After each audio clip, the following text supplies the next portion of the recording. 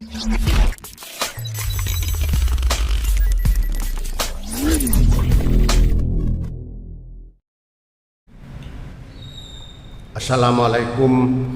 warahmatullahi wabarakatuh. Waalaikumsalam warahmatullahi wabarakatuh. Alhamdulillahirabbil alamin. Wassalatu wassalamu ala asrafil anbiya'i wal mursalin. Asyhadu an la ilaha illallah wahdahu la syarikalah wa asyhadu anna Muhammadan abduhu wa rasuluhu la nabiyya ba'dah. Allahumma shalli wa sallim ala sayyidina Muhammad wa ala alihi wa sahbihi wa man tabi'ahum bi ihsanin ila yaumil qiyamah, amma ba'd. Ibu-ibu, bapak-bapak yang kami hormati, syukur alhamdulillah pagi hari ini kita bisa bersama-sama berjamaah subuh dan kita memanjatkan rasa syukur kita kepada Allah Subhanahu wa taala.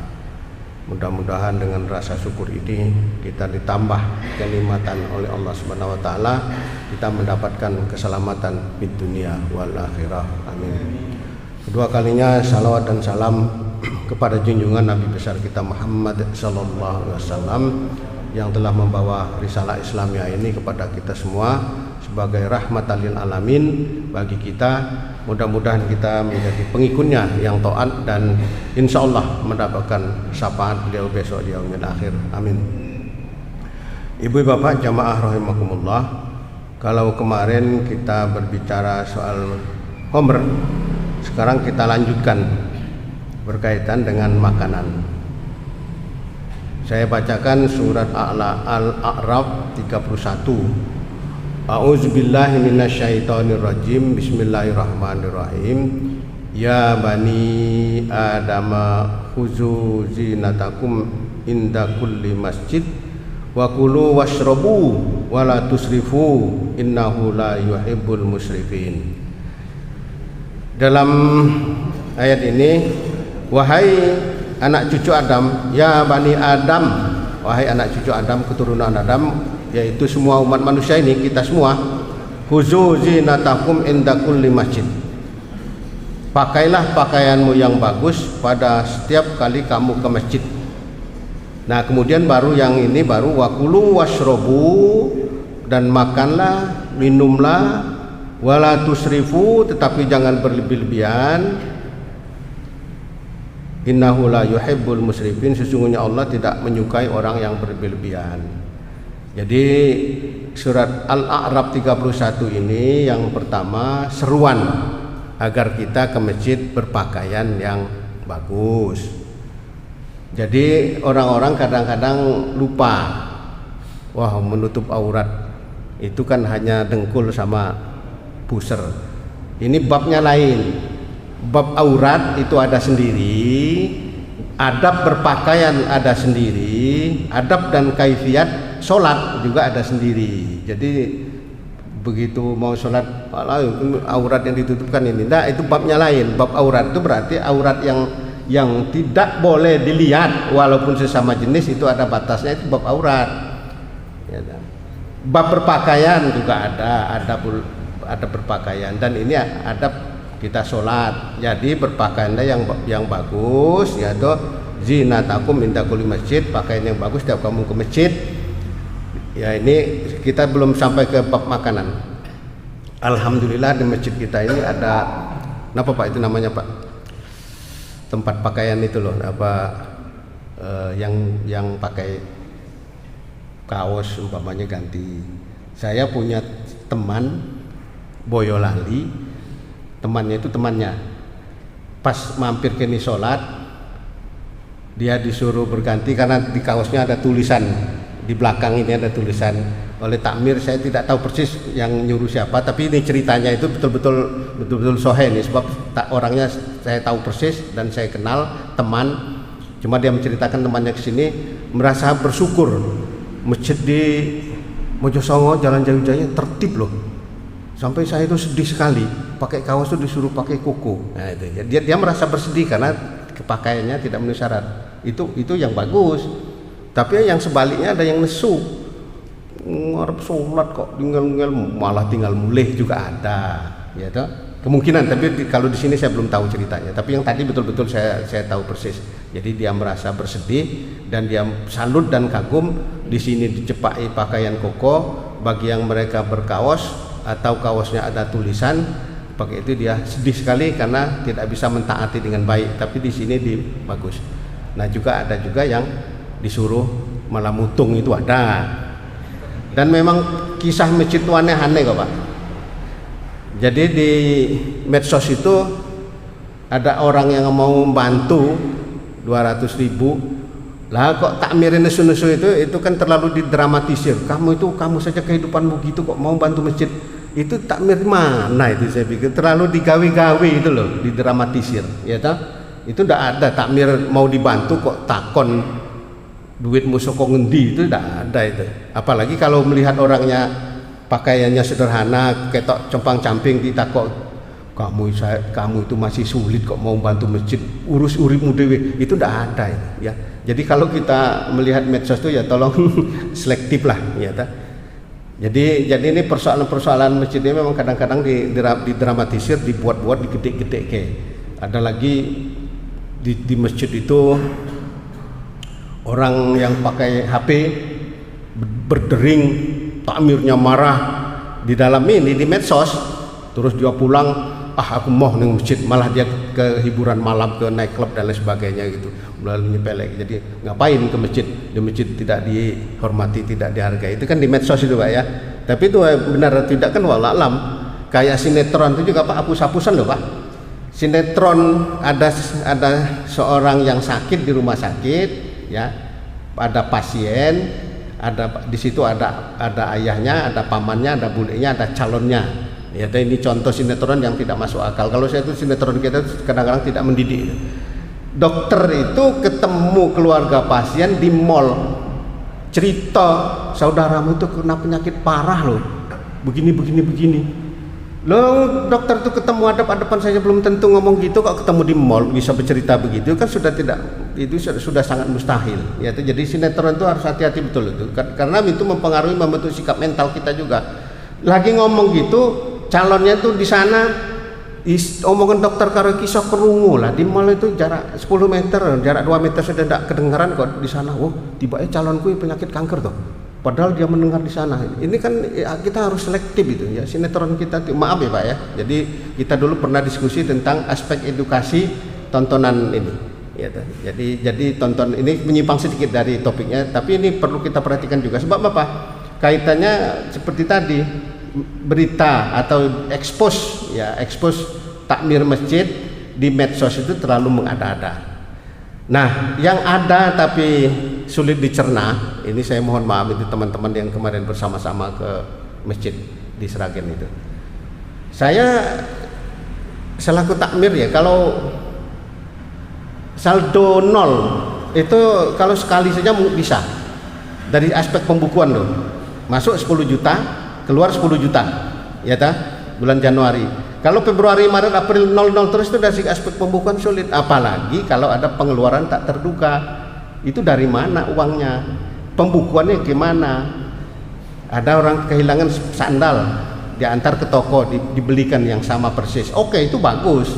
Cuma kalau dia bilang saldo 0 itu dari rumus audit accounting, pemeriksaan pengawasan keuangan itu sulit, ya toh. Kemudian kalau 0 itu takwim pembukuan itu tanggal 1 sampai 30 tanggalnya. Kalau bulan dari Januari sampai Desember. Kalau pembukuan 1 Januari sampai 30 Januari terus 0, besok Februari, itu uangnya dari mana? Nah gitu loh. Masjid yang di Jogja itu bisa menyampaikan uangnya dari jamaah. Begitu mereka ngomong itu langsung masuk. Kalau dia ngomong butuh uang 6 juta, pada waktu diumumkan bisa masuk selikur yuto. Itu karena kondisinya di sana makmur, pengusaha-pengusaha semua. Lah seperti saya ini takmir masjid Muhajirin Pak ya, jamaah saya itu kan pensiunan dijaluin duit tiba-tiba mau berapa juta itu kan sulit gitu loh. Jadi ini harus kita cerna betul loh, ini apa-apa yang disampaikan di medsos itu. Masjid-masjid yang sudah berhasil itu kita salut. Cuma kita minta, saya bertanya, bendaharanya bagaimana cara membukukannya? Kita harus ada laporan gitu, ada pertanggung jawab. Itu dibukukan, masuknya berapa, keluarnya berapa. Keluar itu ada yang tak terduga, itu seperti mengganti sandal, mengganti sepeda motor kan tak terduga itu. Jadi tidak direncanakan dari awal, ya toh. Ya kalau ya ada yang tiba-tiba itu dari mana uangnya? Sampai umpamanya sepeda motor 15 juta atau berapa juta, nah gitu. Jadi ini problem yang di medsos ini seyogianya tidak kita terima begitu saja, karena itu terlalu mengada-ada gitu loh, terlalu mendramatisir ya keadaan itu. Jadi kita itu ya fakta sajalah ya, jangan berbicara hal-hal yang mitos. Yang mitos itu berdugaan-dugaan atau kira-kira. Nah jadi Bapak-bapak, ibu-ibu jamaah rahimakumullah, ini adalah bagaimana kita menata masjid ya, termasuk di sini alhamdulillah sudah bagus ya toh. Di sini juga kotak amal juga aman, sebab kotak amal itu ada yang di Gowong dicolong itu sak kotak di Golungo ya ada. Saya beberapa masjid di Jogja itu ada kotak amal itu memang dipaku ke tembok, ada pakai baut sangat kuat sekali. Di dalam itu ada lapisan apa gitu, sehingga memang mengantisipasi kehidupan yang serba sulit ini. Memang kita harus berhati-hati. Memang kalau saya modelnya kotak kosong, begitu ada langsung kita ambil, jadi tidak ada isinya. Jumat ambil, setelah pengajian ambil. Jadi juga mengantisipasi, karena memang kita merawat masjid ya, merawat jamaah, kita berhati-hati. Jadi memakmurkan masjid dan juga memakmurkan jamaahnya. Jadi mudah-mudahan keuangan kita yang ada juga bisa membantu jamaah-jamaah kita yang membutuhkan. Yaitu karena apa? Pernah saya sampaikan bahwa masyarakat kita itu rata-rata terjebak rentenir. Saya mengamati betul jamaah-jamaah saya itu rentenir itu berkeliaran, yang menyawarkan uang 500.000, 1 juta. 500.000 itu dibayar setiap hari 25 hari atau 26 hari, satu hari 25.000. Yang 1 juta itu 50.000. Jadi 500 itu bayarnya dibayar antara 650 sampai 700.000 itu rentenir itu. Dan kalau dia 3 atau 4 rentenir itu sudah sulit ekonominya itu diatur, terjebak. Oleh karena itu riba itu haram, menyulitkan, sulit hidupnya, sulit sengsara terus, kemudian hidupnya sengsara dan di akhirat juga akan mendapat siksa. Jadi seyogianya kita menghindari riba, dan saudara-saudara kita ini mudah-mudahan tidak terjebak itu. Insya Allah itu masjid juga membantu, tetapi membantu itu tidak secara full. Ibarat kata peribahasa itu memberikan kail, bukan memberi ikan. Kalau diberikan sekali makan habis, tapi beri kail agar dia mencari ikan lagi. Nah gitu Bapak Ibu sekalian. Jadi memang perawatan masjid ini karena berkaitan dengan tadi huzu zinatakum inda kulli masjid, jadi berpakaian indah. Jadi masjid ini kita rawat, kita pelihara, dan tinggi, merawat masjid itu tinggi. Ini harus bersih terus, halamannya harus bersih. Yang punya taman, saya mencoba menghitung masjid Al-Aqsa di Klaten. Saya pernah sholat di sana, ngomong-ngomong sama takmirnya, itu tamannya, tempat parkir itu 1 bulan tidak cukup 5 juta itu. Membersihkan kamar mandi tidak cukup 10 juta, karena kamar mandinya gede itu dipel. Dan kita tahu masyarakat kita tidak disiplin. Sehabis, maaf ya Pak ya, BAB apa buang coro-coro ini toyan Pak ya, itu banyak yang tidak disentor. Nah ini memberatkan petugas setiap. Jadi di sini tuh sehari itu bisa 3 kali ngersei itu, ngepel, ngersei, nyentor, itu biaya Pak. Jadi ada satu hal yang perlu kita perhatikan betul, bahwa perawatan masjid itu seyogianya kita bersama-sama. Kalau ada yang perlu ke belakang, ya mau dibersihkan lah, itu jangan terus bercur terus ditinggal pergi, itu kasihan yang ngurus, ya itu ya pesing-pesing lah gitu. Jadi ini kita harus ada satu hati kita tuh, kedisiplinan yang harus kita tanamkan itu. Ya tidak hanya kita ini, siapa saja yang menggunakan itu, Oleh karena itulah di jalan tol saja, di rest area itu dulu itu ditarik biaya sekali itu sampai 5.000 atau 2.000, 5.000 ya toh, untuk petugas yang membersihkan itu. Tetapi karena tol itu sudah bayarnya mahal, masuk tol itu diprotes, mbok sisan wae ndak usah lagi pakai sumbangan, itu sudah termasuk yaitu pelayanan publik yang menggunakan jalan tol, sehingga tidak perlu lagi ada kotak setoran kalau orang perlu ke belakang gitu loh. Jadi tapi di jalan tol itu masih ada yang pakai kotak, sudah ada yang tidak ada lagi karena sudah diprotes oleh pemakai jasanya itu, karena tol itu sudah bayarnya mahal, 1 kilo itu adalah Rp1.000. Jadi inilah persoalan Bapak Ibu sekalian yang kita hadapi. Jadi insya Allah minggu depan kita bicara tentang pakaian ini masih berkaitan dengan pemeliharaan perawatan masjid yang saya sendiri merasakan sebagai takmir juga, bahwa beberapa kesulitan orang-orang kadang-kadang tidak memahaminya, dan kedisiplinan kita yang rendah. Ya maaf saya mengatakan ini, kedisiplinan rendah itu saya merasakan sekali di mana-mana, apalagi kalau di kapal. Ya ini saya kasih contoh, jadi kapal itu sudah jelas ada jangan membuang sampah ke laut. Ada tulisannya gede, jangan membuang sampah ke laut apapun. Tapi cemplang-cemplung itu baru mangan kacang, baru mangan jeruk, mangan roti, itu tidak disiplin kita. Kamar mandi di kapal itu yang kelas ekonomi itu, wah masya Allah, ya tidak bisa dibayang. Kalau yang VIP itu lumayan, kamar mandi sendiri masih terawat. Jadi kedisiplinan kita yang perlu ditingkatkan, termasuk kita di masjid kita yang kita cintai, tempat kita ibadah ini. Bukan hanya di sini tempat kita sujud, tetapi kamar mandi, tempat parkir, ya, atau halaman itu harus bersih. Jadi buanglah sampah di tempatnya. Mohon maaf Bapak Ibu sekalian, kita cuma menyampaikan beberapa pengalaman. Insya Allah minggu depan kalau Allah memberikan umur panjang, kita sambung lagi dengan wakulu washrobu wala tusrifu innahu la yuhibbul musrifin. Jadi kita lanjutkan ini untuk pagi ini sampai di sini dulu. Kalau ada yang kurang berkenan atau kata-kata saya kurang pas, saya mohon maaf yang besar-besarnya. Marilah kita memohon barokah dan ridho Allah Subhanahu wa taala, dan selalu saya memohon doa juga kepada Bapak Ibu sekalian, memohon kepada Allah mudah-mudahan akhir hayat kita ini adalah husnul khotimah. Kita mendapat kebahagiaan fid dunia wal akhirah. Demikian, billahi taufiq wal hidayah. Wassalamualaikum warahmatullahi wabarakatuh.